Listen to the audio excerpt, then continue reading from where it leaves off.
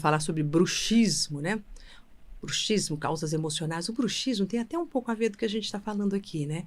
Porque o bruxismo é a hora que a pessoa tem tanta agressividade, tanta coisa que ela quer fazer, mas ela não faz, porque ela fica rendida a esse externo, rendida a um monte de outras coisas, e daí o que acontece à noite? Morde os dentes, se consome, porque aquela energia que tinha que ser exposta, ela não é exposta, e daí então ela fica aqui nas mandíbulas, que é justamente a nossa agressividade. Só que essa agressividade não é para você sair batendo, é uma energia da agressividade da ação.